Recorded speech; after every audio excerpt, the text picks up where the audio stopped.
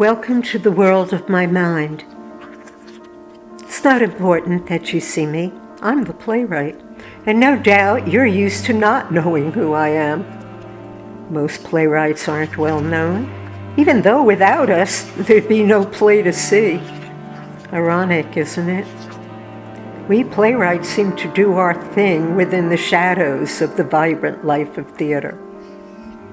I want to talk with you today because I've had a unique experience I need to share with you. I had a vivid dream of a dramatic comedy, and I've never dreamt a play before. In the dream, I woke up, wrote down the basic story, and shared it with a colleague. He dismissed it as pure fantasy.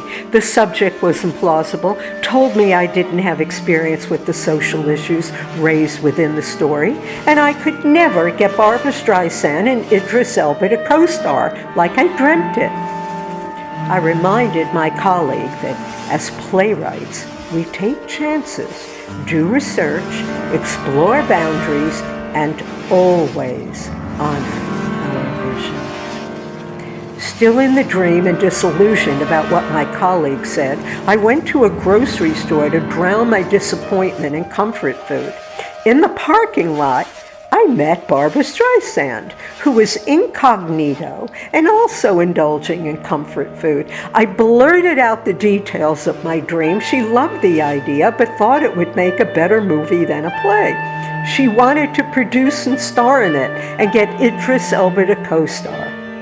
At that point, I did wake up, wrote down the details of the whole dream, and named the play Parking Lot Miracle.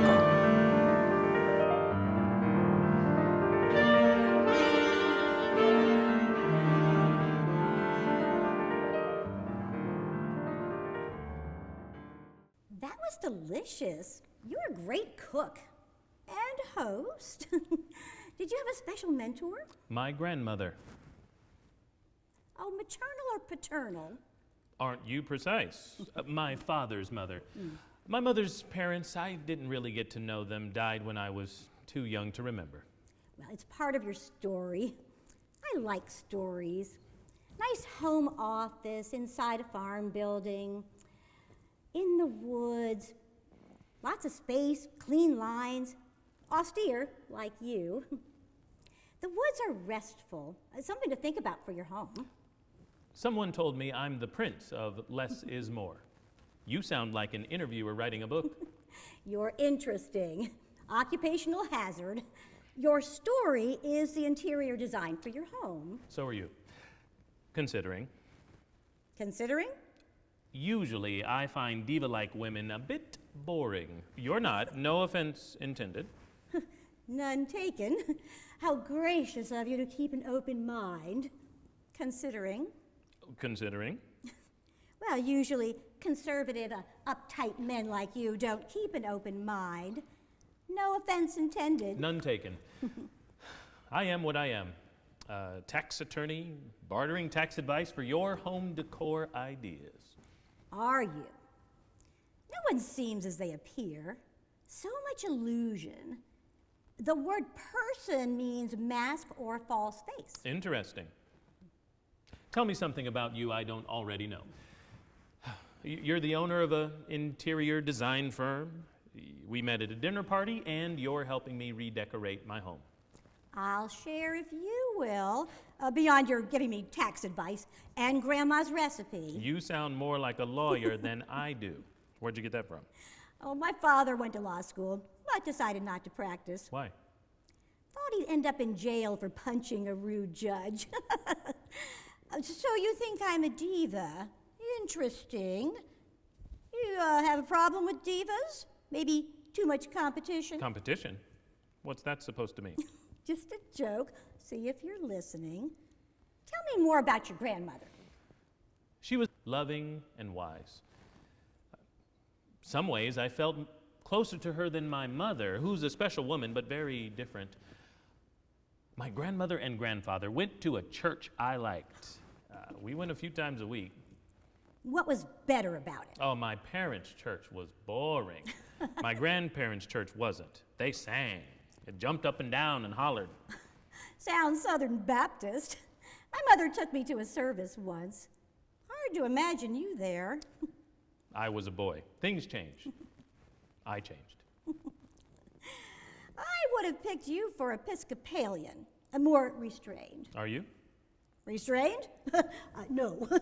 I've been taken for a lot of things, but never restrained. I mean, were you raised Episcopalian? You're kidding, right? My grandfather and grandmother on my father's side were Hasidic Jews. My grandfather on my mother's side was Orthodox. But that grandmother was a free thinker.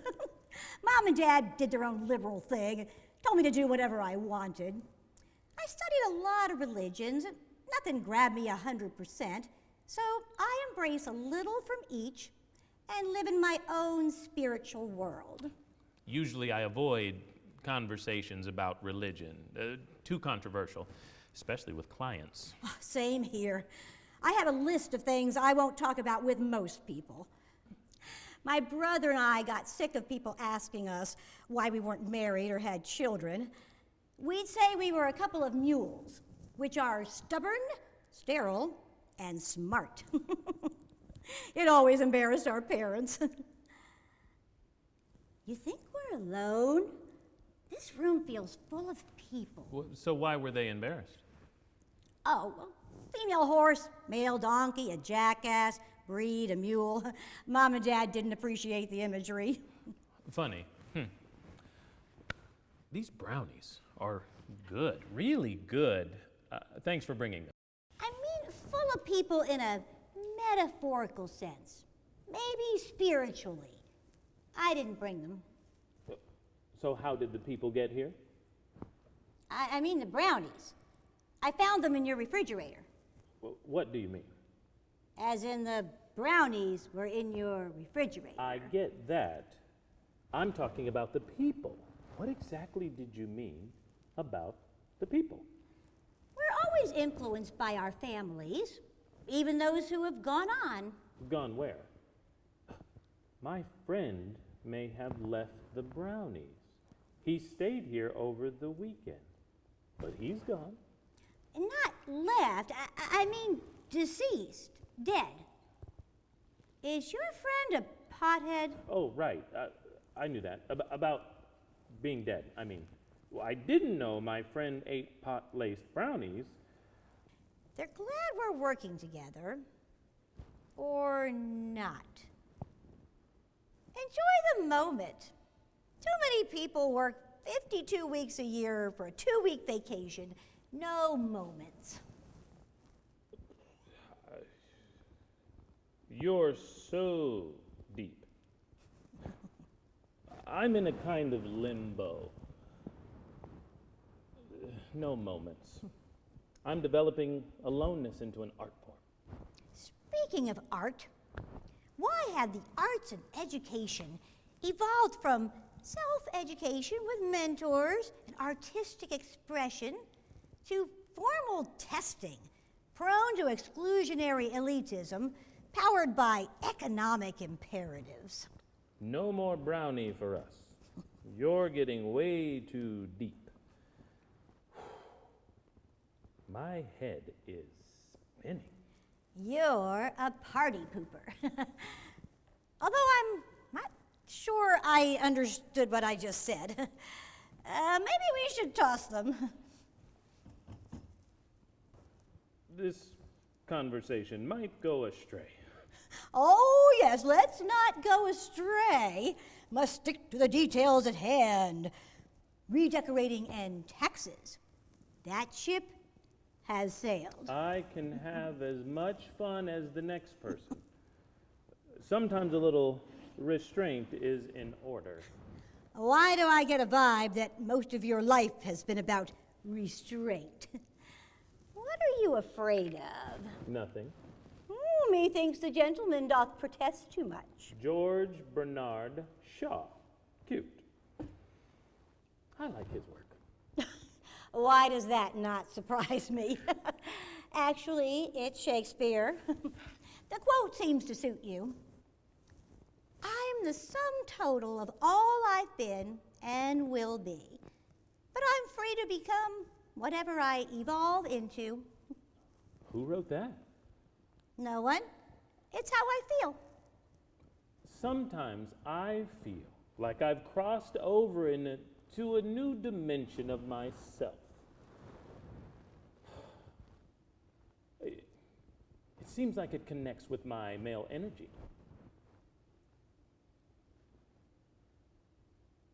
I feel more enlightened than before. It's more of a spiritual thing, less physically dominant. Wow, I actually understand that. Huh.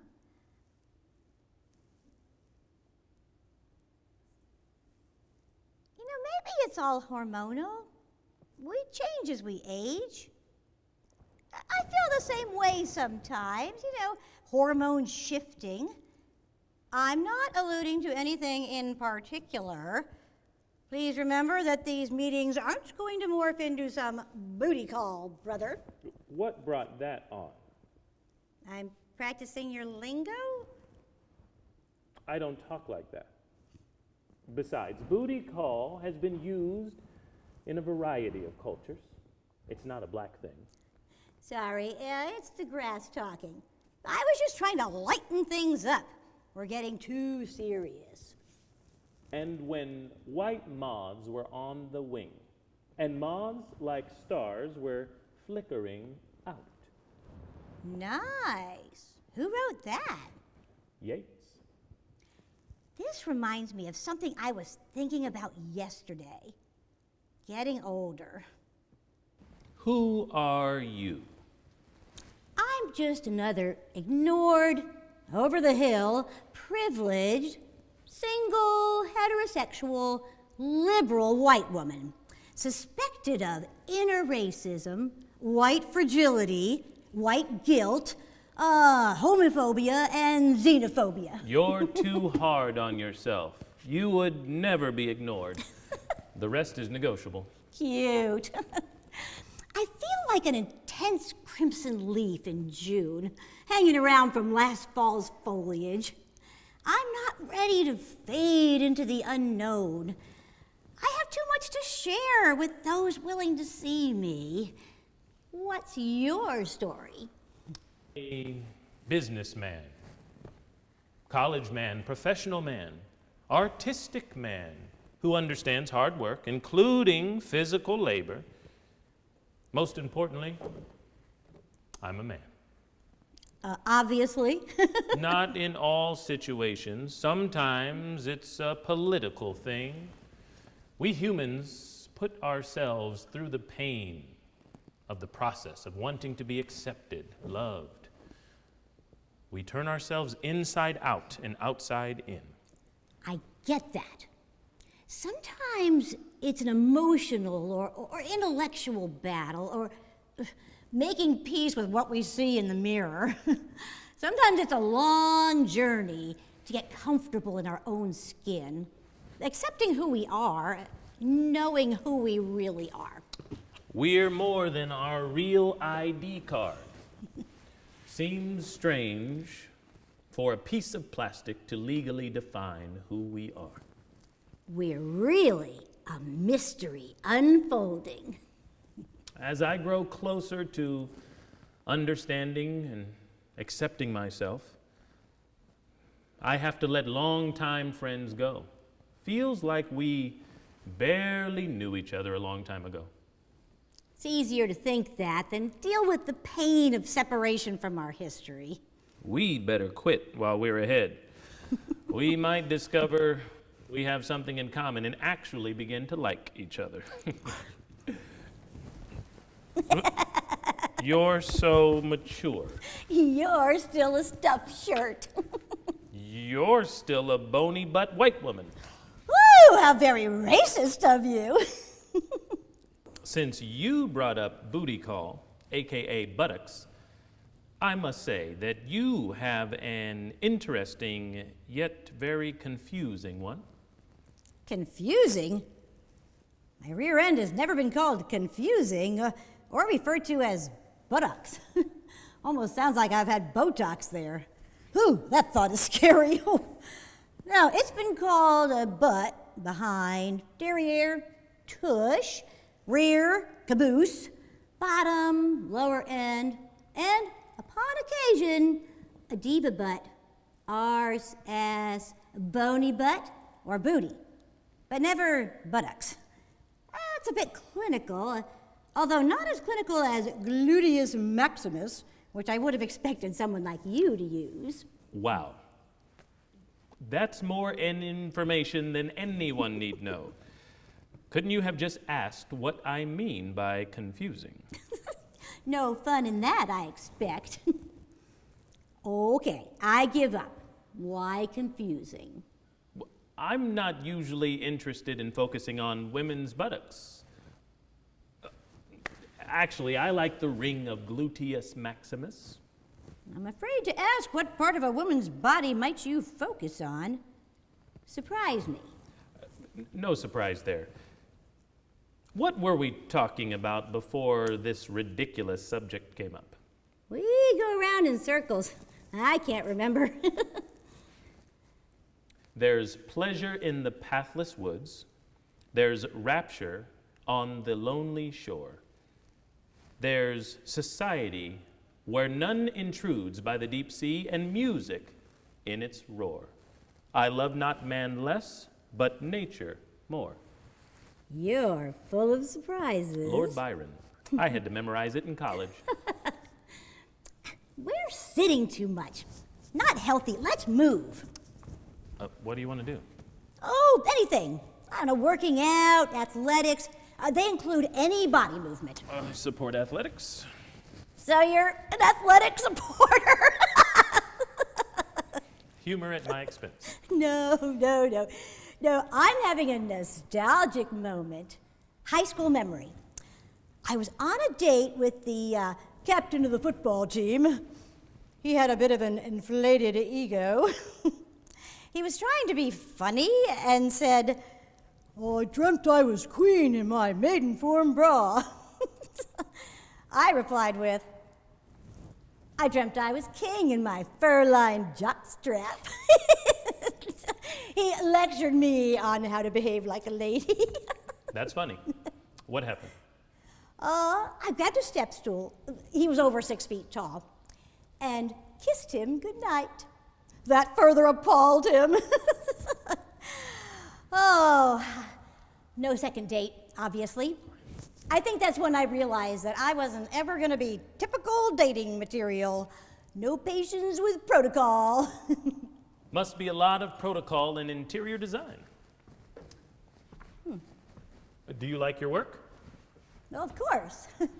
Different protocols than dating. Why would I do it if I didn't like it? Something you're good at. Way to make a living. Security.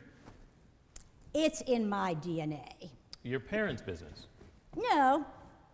Now, Mom always rearranged the furniture and repainted walls in our house. She loved window shopping.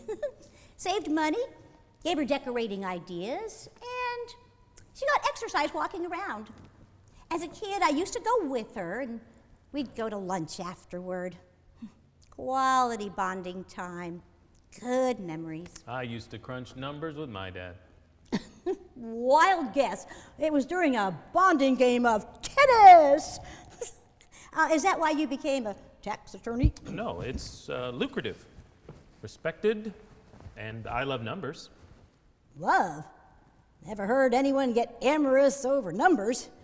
Numbers are pragmatic, a necessity, usually predictable, not much color. They're colorful to me. I create number mosaics in my head. Oh, you mean like a mental woven tapestry? Yeah, sometimes it's a mystery unfolding. Yes, a mystery. We're taught that 1 + 1 = 2. Sometimes 1 + 1 = 3. Sometimes 1 + 1 = 1. How exactly? 2 people can become 1 in spirit and 3 or more in body. How prosaic and funny. Prosaic, but very real. What's your point? Maybe there isn't a point. Maybe that's the point. In the final analysis, that's exactly right. It's all made up. Every piece, every facet, every iota. Social values, perception of wealth. We're all just a bunch of humans spinning on a giant ball in the middle of space. And if I were an alien, I'd be wondering, what are they doing? They're building rockets trying to get off the planet. Where the hell are they going? What are they going to do when they get there? Populate? Build fancy space clothes and judge each other for how they look? That was quite an oration. You feel better now? You're not the only one who can be deep. The human subconscious is like a cup. The universe pours cosmic soup inside that cup till it overflows. The handle is like an ear, which acts as the conscious mind, paying attention, trying to make sense of it all. Your depth is a wonder to behold. Are you making fun of me? I'm serious. This is real stuff. It's quite evident you think so. Well, far be it from me to stop you from expressing your closeted inner vision. That was a low blow. I can't be held responsible for what I say under the influence. I plead the fifth. This reminds me of a guy I spent time with when I was young. I never liked the word dating, packed with innuendo. I introduced him to my parents. My mother asked me if I was interested in him romantically. I said I wasn't sure, but he had introduced me to his parents, and they were treating me like a daughter-in-law. Seemed a bit unusual. Mom told me that he was light in the shoes, gay, and maybe his parents are pushing marriage. Interesting. I don't think anyone's ever thought of me as light in the shoes. Do you? No, quite the opposite. Why do you ask? Because you're not married? Thank you, I think. One never knows with you. I'm just wondering, what happened with him? My concern over his possible sexual orientation was trumped by his being arrested for sale of marijuana. It made the front page of the city newspaper, which my mom shared with me. I wasn't excited about the possibility of a future arrest as an accessory. My freedom is too important to me. Had he given you an engagement ring? Oh, I'm not into that sort of thing. Besides, I'm due to get my grandmother's collection. Collection? She outlived 3 husbands and a fiancé. They all gave her diamond rings. I'll cherish them when I get them, but I'm not interested in anyone giving me one. Droll and cliche. I'm more impressed if a guy gives me a really good book, DVD or CD of jazz or classical music. Even a grass-free bakery dark chocolate brownie. You're getting weirder by the minute. You don't seem that easy to please. I prefer lacking in cliche. Have you looked in a mirror lately?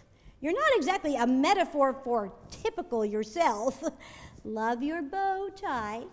It's an homage to my grandmother. She always dressed me in a bow tie. How sweet. I bet she was a hugger. I don't remember. I'm not much on the hugging thing. Hugging thing? I come from a long line of huggers. Why do you think humans have arms? So they can hug. I mean, even monkeys have their style of hugging, as well as other animals. I'm more like a giraffe. Giraffes have a neck wrap variation on the hugging thing. Probably a bit difficult for most animals, anatomically speaking. Think of me more like a giraffe. You're funny, especially when you're serious. I am capable of humor, you know. Oh, depth and humor. Well, wonders never cease. Let's dance. My mother made sure I had lessons, part of a proper young man's upbringing. This I have to see. The grass has definitely affected you. Not really. I have music on my phone. We'll hook it up to my speakers. You're in denial about the grass's effect on you. You carry speakers with you?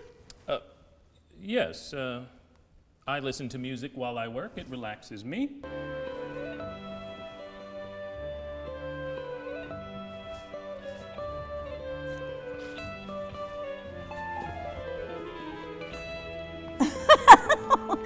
You've got to be kidding. Yep, you're in denial. No. Waltz is a great cultural thing and very relaxing. No denial, just truth. Ooh, you smell good. What's that fragrance?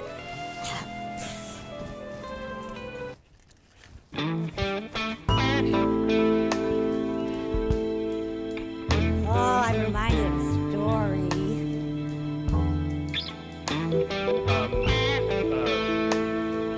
How does that work? Not your nose, I know how that works. I mean sense memory. Does it smell and music awaken memories in you? No, I don't indulge in that. Indulge?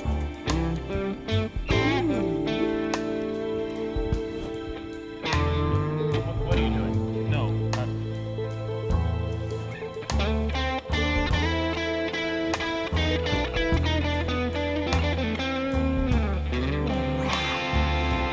brings back great memories. Basic instincts. What are you talking about? We've never done this before. I barely know you. Why are you so nervous? Maybe the grass, music, fragrance? I'm not high. Personal odors are a private thing. Not when you're out in public. I think the fragrance industry and scientists would disagree with you. Scientists are pragmatic. I don't imagine they go around sniffing people. Actually, they do. They work with the fragrance industry to create scents for human attraction. We all bathe so much, we wash away our natural scents, which attract people. You mean the male and female hormones for sexual attraction? Well, yes and no. Those human hormones are harder to pinpoint than for other animals, like moths.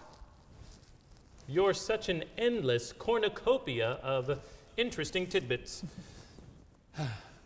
Reminds me of my high school girlfriend.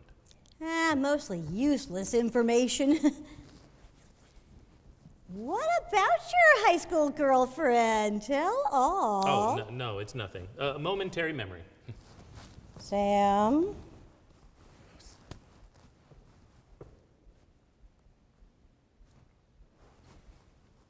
You won't stop till I tell you, will you? Spill. It's kind of difficult to talk about. What we talk about here stays here. Everything I am began at a dining table with food and interesting conversation. When I was a child, I watched our washing machine. There was something magical about how the clothes got clean. Now a washing machine reminds me of life with its cycles of turbulence and a mixture of contents. We get clean and still, and then we're free. Eventually, we're back in the messy turbulence. Is there ever real change? Maybe life is waiting for great moments of change and possibility. You're so deep. I think I'm ready to tell you my secret. Oh, I feel privileged. You seem like someone who goes out of his way not to have skeletons in the closet. Interesting choice of words. Yep, there's a skeleton in my closet. More like I'm in there with the skeleton. Oh, you haven't killed someone or been an accessory to murder, have you? No, never. Unless we're speaking metaphorically. Oh, now who's deep? Talk to me. We're buddies now, aren't we? We share a secret already. I won't tell anyone at your firm about the brownies. We're partners in crime. I'm the skeleton in the closet. Oh, you look pretty fleshed out to me. I'm gay. Big voice. Can't hear you. I'm gay. Did you say gay? Yes, as in not heterosexual, not happy or giddy from grass. I know what you mean. I'm processing. I'm usually pretty good at knowing that sort of thing. I mean, you don't look. You don't. You mean your gaydar is off? Well, I wouldn't put it that way exactly. But in my line of work, I'm around it enough for me to know. Surprise. Well, I certainly can see how you feel your conservative law firm might not jump for joy at the news. But this is the 21st century. The more things change, the more they stay the same. And being black doesn't help matters. Sobering, yet true. Came as a surprise to me. I thought it's something you know at an early age. A genetic mosaic, science-wise. I knew I was boy crazy when I was about 5. I'm sorry I didn't follow some popular science version of gayness. I'm sorry for all my sarcasm of before. You know, sometimes sarcasm is the wit of a witless moment. I'm sorry for my condescending remarks. I should know better. Condescension is the repartee of the rude. I guess I'm feeling rude because I feel like my life is falling apart. Oh, sometimes life is it's like a kaleidoscope. When it feels like life is falling apart, maybe it's merely rearranging its parts for a new beginning. I like that. Still very deep, but nice. More comforting. Less dangerous than your washing machine. Thank you, I think. When did you know about being gay? The night I took my girlfriend to our senior prom. Oh, and the plot thickens. Sorry, no disrespect. I forgive you. Her brother was one of my buddies from the basketball team. I was very shy. She was a cheerleader. Funny, smart. You know the drill. Oh, well, yes, but I wasn't a typical cheerleader. More of an eclectic theater devotee. Go on, you're on a roll. I always asked my buddy for advice about girls. He was popular, always dating. On prom night, I was waiting for his sister, and my buddy, the three of us, we were going to go pick up his date. I asked him if he thought the corsage I got for his sister was okay. He reached out to look at it and touched my hand. In that moment, I felt something I'd never felt before. I never felt that way when his sister touched me. All throughout prom, all I could do was think about him, couldn't focus on his sister. Oh, must have been difficult. What did she say? I didn't tell her. Plus, she was all focused on prom excitement. She didn't notice anything anyway. Our relationship wasn't physical, devout Christian family. Well, what happened? I went away for the summer, then off to college. Girlfriend stayed in town, married a local guy, and my buddy went off to college. Gradually, we lost touch. I only see them at class reunions. Well, did you ever tell your buddy or anyone? No. Well, I may have told our dog, but he died a long time ago. Oh, how revealing. Did you, date in college? My best friend was a gal who was focused on her studies. She was safe because I wasn't ready to date guys. Joined a prestigious fraternity and didn't want to be ostracized. What about you? Oh, I was busy having my heart broken. College, first love. Oh, I know how that feels. Oh, when was that? Law school. My study partner. He was a genius with torts. I was afraid to tell him. Torts. Real sexy. They'll do it every time. Sorry, I'm having another witless moment. I'm feeling witless myself. I'm impressed with your desire for privacy in a world where everyone tells all online. Don't be. Truth be told, it's feeling very difficult right now. I hate being so uptight. Oh, that's the grass talking. Don't take it too seriously. It'll pass. The kaleidoscope of life will rearrange the essential parts for a new beginning. I said that before, didn't I? That reminds me of a kaleidoscope Grandma gave me to play with when I was a kid. I'd like more of that. The colors of a kaleidoscope evoke variety and change, yet allow you to be stuck in the moment. Strangely, I think you and Grandma would have liked each other. Not so strange. You're having a moment. Hard to come by. Most people have to search for them. I could use more moments with other people. I'm turning moment-deprived aloneness into an art form. Didn't you already say that? It's probably the grass talking.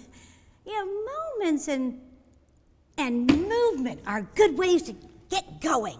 Hey, maybe you sit too much, giving tax advice and working alone on spreadsheets. What kind of movement? We've tried this already. Well, you know, dancing's great, but there are other effective ways of loosening you up and making you more sociable. What are you doing? Loosening you up for some movement.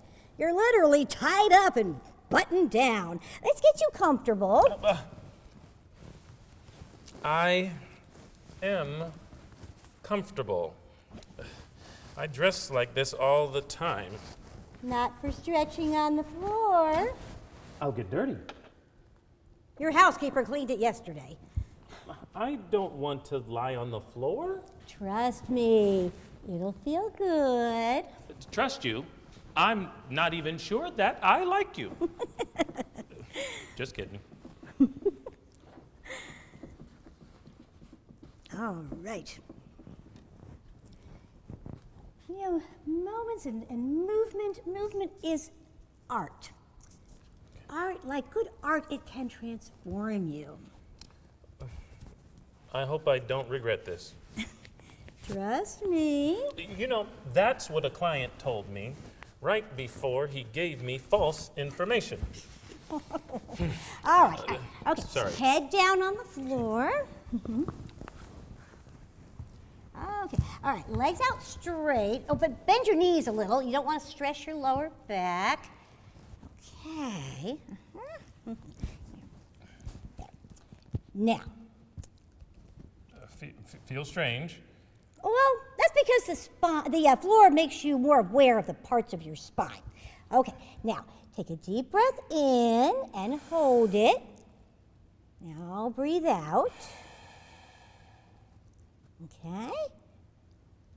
And feel your spine press into the floor as you breathe in, and then arch your back as you breathe out.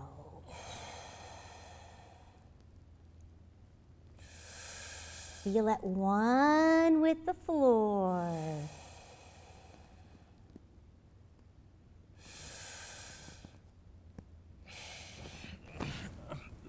That felt nice, but I prefer a different kind of movement, like walking or jumping on a trampoline. Oh, great idea. Let's go for a walk. I thought of joining Jews for Jesus, but it sounded more like a rock group than a spiritual calling. You're kidding, right? Of course, it's the grass talking. The precepts weren't, what would work here? Globally humanistic enough for you? Yeah, that's good. How about universally spiritual. Oh, I like that. That could take us to Mars. Gotta be ready. I'm having enough challenges adapting to Earth. Sometimes you have to leave home and see how others live to make home happen. Sometimes home is deep inside, isn't it? Where do you get most of your ideas? They're so eclectic and unexpected. The universe. Universe? Whether it's personal or interior design, I tap into the collective consciousness.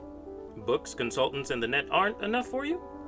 Of course, they're essential, but ideas from a specific source raise questions of plagiarism. If I meditate and commune with the universe, it's creative inspiration and borrowing. Earlier, you called me a diva, but actually, I'm more like a dame. Why a dame? Well, sometimes my life feels like a film noir, where women are dames. They seem more original and eclectic, with the bold civility that divas lack. That reminds me, do civil rights seem civil to you? Was the Civil War civil? And why do we use white and black to describe people? Neither black nor white are colors. They're shades and social metaphors, no finite boundaries. Politics reeks of polarities, polarities and endless debates rather than building possibilities and connections. Your mind is definitely scary. Scary yet interesting. I give you a hallelujah for that remark. Let it all hang out. You are making fun of me. No, I'm not. You're illuminating your strange way of making sense of things. I'm just saying hallelujah. Would you prefer an amen? I have a great idea. You mentioned before that you like trampolines. I know where we can find one. This is my bedroom. A bed makes a great trampoline. We can jump, have some fun, get away from the serious stuff. Okay, take off your shoes. This is ridiculous.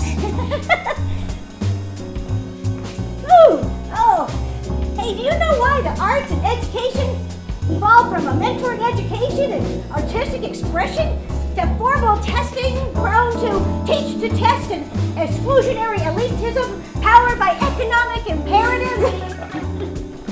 How do you come up with that stuff? This is fun. A bed as a trampoline reminds me of when I was a boy. Oh, hard to think of you as a boy. I promise to be gentle.